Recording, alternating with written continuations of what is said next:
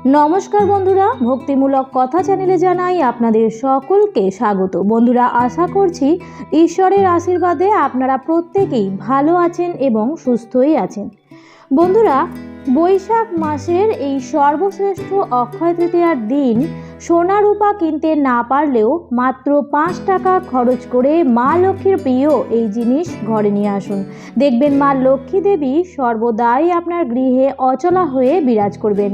বলা হয় এই অক্ষয় তৃতীয়ার দিন যে কাজই করা হোক না কেন সেই কাজ অনন্তকাল ধরে অক্ষয় হয়ে থাকবে, তা সে ভালো হোক বা খারাপ। এই কারণে এর নাম অক্ষয় তৃতীয়া। তো বন্ধুরা, এই 2025 সালের বৈশাখ মাসের শুক্লপক্ষের এই অক্ষয় তৃতীয়া তিথি শুরু হচ্ছে আগের দিন, অর্থাৎ 15ই বৈশাখ মঙ্গলবার রাত্রি 8:24 থেকে, এবং এই অক্ষয় তৃতীয়া তিথি থাকছে পরের দিন, অর্থাৎ 16ই বৈশাখ বুধবার সন্ধ্যা 6:12 পর্যন্ত। তাই উদয়া তিথি অনুসারে ইংরেজির 30শে এপ্রিল, বাংলার 16ই বৈশাখ বুধবার অক্ষয় তৃতীয়া পালন করা হবে। তাই বন্ধুরা, আপনারা এই অক্ষয় তৃতীয়ার দিন যে জিনিসই কিনবেন সেটি বুধবার সন্ধ্যা 6:12 মধ্যে কিনবেন। বন্ধুরা, স্বয়ং ভগবান বলেছেন যে এই বৈশাখ মাসের মতো কোনো মাস নেই, সত্যযুগের মতো কোনো যুগ নেই, আর বেদের মতো কোনো শাস্ত্র নেই, গঙ্গার মতো কোনো তীর্থস্থান নেই। ঠিক একইভাবে অক্ষয় তৃতীয়ার মতো অন্য কোনো তিথি আর নেই। এই তিথিতে সূর্য তার উচ্চ রাশিতে থাকে, আর এই তিথি থেকেই সত্যযুগ, দাপর যুগ, ত্রেতা যুগের গণনা শুরু হয়েছিল। এই তিথিকে চিরঞ্জীবী তিথি বলা হয়। এই অক্ষয় তৃতীয়ার দিনেই বেদব্যাস ও গণেশজি শুরু করেন মহাভারত রচনার কাজ। বিষ্ণুর ষষ্ঠ অবতার পরশুরামের জন্ম হয়েছিল এই তিথিতেই। রাজা ভগীরথ গঙ্গাকে মর্তে নিয়ে আসেন এই দিনেই। মহাদেব আজকের দিনেই কুবেরের তপস্যায় সন্তুষ্ট হয়ে তাকে বিপুল ধন ঐশ্বর্য দান করেছিলেন, এবং কুবেরের লক্ষ্মী লাভের কারণে এই দিন বৈভব লক্ষ্মীর পুজো করা হয়। তাই বুঝতেই পারছেন বন্ধুরা এই দিনটির কতখানি মাহাত্ম্য। তাই বন্ধুরা, আপনারাও এই লক্ষ্মী লাভের সুযোগ হাতছাড়া করবেন না।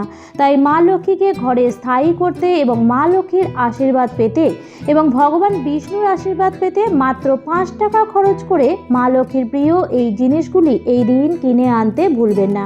বন্ধুরা, ধনী হোক বা গরিব হোক, প্রত্যেকেই নিজের সামর্থ্য অনুযায়ী এই দিন কিছু না কিছু ঘরে কিনে নিয়ে আসে। এই দিন অনেকের ঘরেই মা লক্ষ্মী গণেশের পুজো হয়ে থাকে। এছাড়াও অনেকেই আবার এই দিন হাল খাতাও করে থাকেন। এই দিন নতুন ব্যবসা, নতুন কাজ, নতুন ঘর, যে কোনো শুভ কাজ অক্ষয় তৃতীয়ার দিন থেকে যদি শুরু করা যায় তো অনেক বেশি সুফল লাভ করা যায়। বন্ধুরা, বলা হয় এই অক্ষয় তৃতীয়ার দিন কখনোই খালি হাতে বাড়িতে ফেরা উচিত নয়। এই দিন মা লক্ষ্মীর প্রতিরূপ কিছু না কিছু বাড়িতে অবশ্যই নিয়ে আসতে হয়। বলা হয় অক্ষয় তৃতীয়ার দিন সোনা বা রূপো কিনলে তার জীবনে অনেক বেশি পুণ্য ফল লাভ করা যায়। কিন্তু সোনা বা রূপা কেনা সকলের সামর্থ্য তো আর থাকে না, তাই বলে কি মা লক্ষ্মী দেবী আপনার গৃহে প্রবেশ করবেন না? তা কিন্তু কখনোই নয়। বন্ধুরা, শাস্ত্রে এই বিষয়ে পরিষ্কার বলা আছে যে সোনা বা রূপা কেনার সামর্থ্য যদি আপনাদের না থাকে তাহলে মা লক্ষ্মীর প্রিয় এই জিনিসগুলির মধ্যে থেকে একটি জিনিসও কিনে নিয়ে আসুন। এই দিন বন্ধুরা, যে কোনো ডাল কিনে নিয়ে বাড়িতে আসুন। এই ডালকে কিন্তু সৌভাগ্য ও সমৃদ্ধির প্রতীক বলা হয়ে থাকে। কিন্তু বন্ধুরা, ভুল করেও কোনো কালো ডাল বাড়িতে কিনে আনবেন না। যে কোনো হলুদ ডাল এই দিন কিনে নিয়ে আসুন। এই অক্ষয় তৃতীয়ার পবিত্র দিনে আপনারা বাড়িতে ঘি কিনে নিয়ে আসুন। এই ঘিকে অত্যন্ত শুভ মানা হয়। এই ঘি অক্ষয় তৃতীয়ার দিন কিনে আনুন এবং মাতা লক্ষ্মী দেবীর সামনে এই ঘি দিয়ে একটি প্রদীপ প্রজ্বলন করুন এবং হাত জোড় করে মায়ের কাছে আপনাদের মনস্কামনা জানান। বন্ধুরা, অক্ষয় তৃতীয়ার দিন একটি নারকেল বাড়িতে কিনে আনুন। নারকেলকে মাতা লক্ষ্মী দেবীর প্রতিরূপ হিসেবে ধরা হয়। এই অক্ষয় তৃতীয়ার দিন একটি নারকেল বাড়িতে কিনে আনুন, অত্যন্ত শুভ হবে আপনাদের জন্য। এবং সেই নারকেল দিয়ে নাড়ু তৈরি করুন এবং সেই নাড়ু মা লক্ষ্মীর ভোগে নিবেদন করুন এবং পূজা শেষ হওয়ার পর সেই নাড়ু ভোগ আপনি ও আপনার পরিবারের সকলে মিলে খান। দেখবেন মা লক্ষ্মী দেবী অত্যন্ত প্রসন্ন হবেন আপনাদের উপর। বন্ধুরা, এই অক্ষয় তৃতীয়ার দিন যে কোনো সবুজ শাকসবজি আপনারা কিনে আনুন, অত্যন্ত শুভ হবে আপনাদের জন্য। জ্যোতিষশাস্ত্র মতে এই সবুজ পাতাওয়ালা শাকসবজিকে অর্থের প্রতিরূপ মানা হয়। তাই যদি পারেন অক্ষয় তৃতীয়ার পবিত্র দিনে সবুজ শাকসবজি বাড়িতে নিয়ে আসুন, দেখবেন আপনার গৃহের অবশ্যই মঙ্গল হবে। এছাড়াও বন্ধুরা, এই দিন মা লক্ষ্মীর প্রতিরূপ যে কোনো দানাশস্য যেমন চাল বা যব কিনে আনতে পারেন। বন্ধুরা, মানুষের সৃষ্টির প্রথম খাদ্যশস্য হিসেবে যবকেই গণ্য করা হয়েছে। তাই অবশ্যই অক্ষয় তৃতীয়ার পবিত্র দিনে যব বাড়িতে কিনে আনুন এবং মা লক্ষ্মীকে নিবেদন করুন। দেখবেন মা লক্ষ্মীর আশীর্বাদে এবং ভগবান বিষ্ণুর আশীর্বাদ আপনাদের গৃহে সর্বদাই থাকবে এবং আমাদের গৃহে কখনোই অন্ন ধনের অভাব থাকবে না। এছাড়াও বন্ধুরা, অক্ষয় তৃতীয়ার দিন জীবন থেকে বাধা বিপত্তি দূর করার জন্য সৈন্ধক লবণ কিনে আনুন। এছাড়াও তুলো, সাদা সর্ষে এবং মা লক্ষ্মীর অত্যন্ত প্রিয় এবং মা লক্ষ্মীর ঘটেও দেওয়া হয় তা হলো কড়ি, এগুলি কিনে নিয়ে আসতে পারেন। এগুলি কেনাও খুবই শুভ বলে মনে করা হয়। এছাড়াও মাটির যে কোনো পাত্র বা মাটির প্রদীপ কিনে এনেও বাড়িতে সেই প্রদীপটি মা লক্ষ্মীর কাছে জ্বালিয়ে দিন। তবে এরই মধ্যে সৈন্ধক লবণ এবং সাদা সর্ষে যেটি কিনে আনবেন সেগুলি কিন্তু এই দিন খাওয়া যাবে না। এই দুটি কিনে এনে বাড়িতে রেখে দিতে হবে। এছাড়াও বন্ধুরা, হলুদের গাঁট ও বেসন কিনে আনতে পারেন। বন্ধুরা, আমরা প্রত্যেকেই জানি যে বৈশাখ মাসে তুলসী গাছে জল দানের বিশেষ মাহাত্ম্য আছে। বৈশাখ মাসে তুলসী গাছে জল দানের নিয়ম এবং বৈশাখ মাস কেন এত পবিত্র এই বিষয়ে আমি পূর্বের একটি ভিডিওতে আলোচনা করেছি। আপনারা চাইলে সেটিও দেখে নিতে পারেন, তার লিঙ্ক উপরের আই বাটনে দেওয়া আছে। তাও ছোট্ট করে আপনাদের জানিয়ে দিই যে তুলসী মহারানীকে বলা হয় শ্রীকৃষ্ণ প্রেয়সী।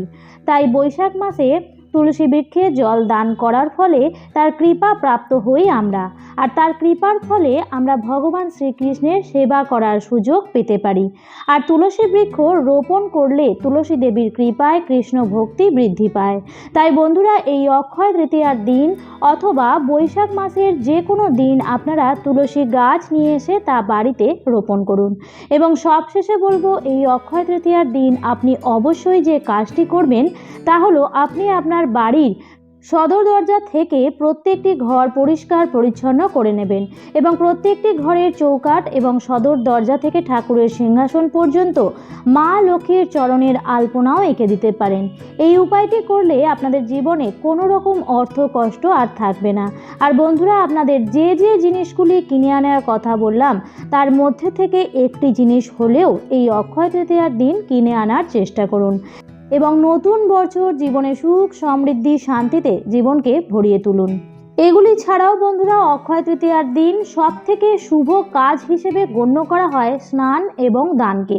এই দিন যদি সম্ভব হয় তাহলে গঙ্গায় গিয়ে স্নান করুন এবং যদি সম্ভব না হয় তাহলে স্নানের জলে সামান্য পরিমাণে গঙ্গার জল মিশিয়েও স্নান করতে পারেন। এই দিন ভোজ্যের সহিত অর্থাৎ খাবারের সঙ্গে জলপূর্ণ ঘট দানে সূর্যালোক গমনের ফল প্রাপ্তি হয়। তাই এই দিন সম্ভব হলে কোনো দুস্থ গরিব মানুষকে অথবা কোনো নিষ্ঠাবান ব্রাহ্মণ পুরোহিতকে সাত্ত্বিক খাবারের সঙ্গে সঙ্গে জল দান করুন। অক্ষয় তৃতীয়ার দিন বাড়িতে বাড়িতে শ্রী গণেশ ও মা লক্ষ্মী এবং শ্রী বিষ্ণুর পুজো করা হয়ে থাকে। তাই এই দিন অবশ্যই পারলে আপনার ইষ্টদেবের উদ্দেশ্যে অর্থাৎ আপনি যাকে মনে প্রাণে বিশ্বাস করেন তার পূজা করুন। যার উদ্দেশ্যে আপনি পূজা নিবেদন করছেন তাকে অবশ্যই জবের দানা নিবেদন করতে ভুলবেন না।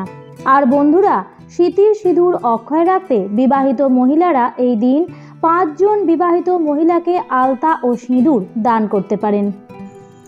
বন্ধুরা, আমার আজকের ভিডিওটি এই পর্যন্তই। ভিডিওটি দেখে যদি ভালো লাগে তাহলে অবশ্যই লাইক, কমেন্ট এবং শেয়ার করতে ভুলবেন না। আবারও দেখা হবে পরবর্তী নতুন কোনো ভিডিওতে। ভালো থাকবেন, সুস্থ থাকবেন। ধন্যবাদ।